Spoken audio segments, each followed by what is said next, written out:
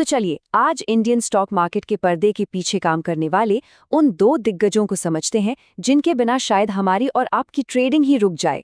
जी हाँ, आज हम एनएसडीएल और सीडीएसएल की दुनिया में गहराई से उतरने वाले हैं। कभी सोचा है आपने, जब हम किसी स्टॉक के बाय बटन पर क्लिक करते हैं तो वो शेयर आखिर जाते कहाँ हैं?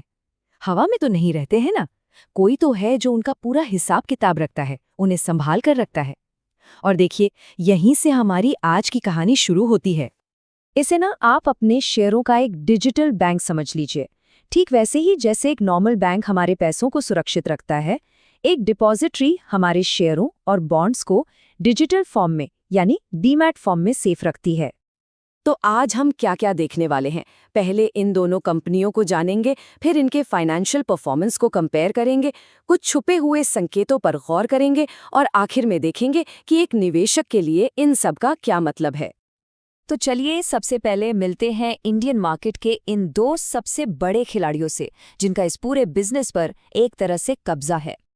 तो एक तरफ है एनएसडीएल, मतलब इस खेल का सबसे पुराना और पहला खिलाड़ी, और दूसरी तरफ है सीडीएसएल, जो कुछ साल बाद आया, लेकिन एशिया पैसिफिक रीजन में स्टॉक एक्सचेंज पर लिस्ट होने वाला पहला डिपॉजिटरी बनकर एक अलग पहचान बना ली। अच्छा, बातें सबसे मजेदार हिस्से पर। बात करते हैं आंकड़ों की। देखते हैं कि हाल की तिमाही में इन दोनों कंपनियों की फाइनेंशियल रिपोर्ट कार्ड कैसी रही है।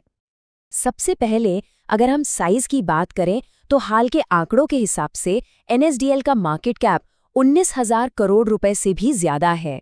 मतलब ये दिखाता है कि कंपनी का स्केल कितना बड़ा है। अब अगर हाल की तिमाही की रेवेन्यू यानी कमाई के आंकड़े देखें तो तस्वीर बिल्कुल साफ है। एनएसडीएल की टोटल इनकम सीडीएसएल से कहीं ज्यादा थी, लगभग 413 करोड़ के आसपास। और ये चार्ट देखिए, ये इसी बात को और भी साफ कर देता है। एनएसडीएल का कमाई वाला बार सीडीएसएल के बार से साफ साफ काफी बड़ा है। लेकिन रुकिए, कहानी में एक बहुत बड़ा ट्विस्ट है। जब हम कमाई से सारे खर्चे हटाकर असली मुनाफे यानी नेट प्रॉफिट को देखते हैं तो पूरी बाजी ही पलट जाती है। कम कमाई के बावजूद सीडीएसएल ने एनएसडीएल से कई ज्यादा मुनाफा कमाया, 120 करोड़ रुपए। ये चार्ट इस कहानी को एकदम परफेक्ट तरीके से दिखाता है। देखिए कैसे कम रेवेन्यू के बावजूद प्रॉफिट का नीला बार एनएसडीएल के बार से कितना ज्यादा ऊंचा है। ये एक बहुत ही दिलचस्प पॉइंट है। तो सिर्फ नंबर ही सब कुछ नहीं होते हैं ना। चलिए अब जरा इन कंपनियों के फाइलिंग्स में झांक कर देखते हैं कि वहां कोई अच्छे या बुरे संकेत छिपे हैं क्या। देखिए, किसी भी कंपनी का विश्लेषण करते समय उसकी फाइलिंग में हमें पॉजिटिव और नेगेटिव दोनों तरह के सिग्नल ढूंढने होते हैं, जिन्हें हम समझने के लिए ग्रीन फ्लैग्स और रेड फ्लैग्स भी कह सकते हैं। तो सीडीएसएल के लिए एक बहुत बड़ा ग्रीन फ्लैग उनकी हाल की फाइलिंग में मिलता है। वहां साफ लिखा है कि प्रमोटरों ने अपने एक भी शेयर गिरवी नहीं रखे हैं। इसका मतलब है कि मैनेजमेंट को अपनी कंपनी पर पूरा भरोसा है।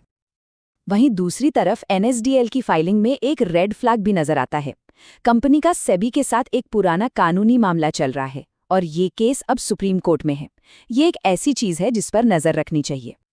ठीक है, तो हमने काफी कुछ देख लिया। अब ऐसा करते हैं, इन सारी बातों को एक साथ रखकर देखते हैं कि फाइनल पिक्चर क्या बनती है। ये टेबल पूरी कहानी को एक जगह समेट देती है। एनएसडीएल की इनकम ज्यादा है तो सीडीएसएल का प्रॉफिट ज्यादा है। एनएसडीएल की सबसे बड़ी ताकत उसका रेवेन्यू बेस है तो सीडीएसएल की ताकत उसकी हाई प्रॉफिटेबिलिटी है। और हाँ, एनएसडीएल के सामने वो सेबी के साथ चल रहे मुकदमे वाला फ्लैग भी है। तो इन सब का मतलब क्या है? एक एनालिसिस के नजरिए से इसे कैसे समझा जाए? आगे बढ़ने से पहले एक बहुत ज़रूरी बात, ये सारी जानकारी सिर्फ और सिर्फ शैक्षिक मकसद के लिए है। इसे किसी भी तरह की फाइनेंशियल एडवाइस ना समझा जाए। कोई भी निवेश का फैसला लेने से पहले हमेशा एक सीबी रजिस्टर्ड एडवाइज़र से सलाह ज़रूर लें। तो देखिए, यहाँ दो बिल्कुल अलग अलग इन्वेस्टमेंट प्रोफाइल सामने आती हैं। एनएसडीएल एक बड़ा, पुराना और स्थापित खिलाड़ी है जिसकी कमाई तो ज़्यादा है पर उसके ऊपर एक कानूनी मामले की तलवार लटक रही है। वहीं सीडीएसएल एक ज्यादा फुर्तीला और कहीं ज्यादा मुनाफा कमाने वाला प्रतियोगी है जिसने ज्यादातर नए रिटेल निवेशकों को अपनी तरफ खींचा है। तो चुनाव इस बात पर आ जाता है कि किसी को साइज और मार्केट में दबदबा चाहिए या फिर प्रॉफिट और ग्रोथ की रफ्तार। आखिर में इन दोनों कंपनियों को एनालाइज करने वालों के लिए दुविधा इसी एक सवाल में सिमट जाती है। बड़ा और पुराना खिलाड़ी जिसकी कमाई ज्यादा है, या फिर नया और फुर्तीला खिलाड़ी जिसका मुनाफा ज्यादा है? और यही हमें भविष्य के सबसे बड़े सवाल पर लाकर खड़ा कर देता है। जैसे जैसे करोड़ों नए भारतीय शेयर बाजार में कदम रखेंगे, इस आने वाली ग्रोथ की लहर का फायदा उठाने के लिए इन दोनों में से कौन ज्यादा बेहतर तरीके से तैयार है? ये एक ऐसा सवाल है जो सोचने पर मजबूर करता है।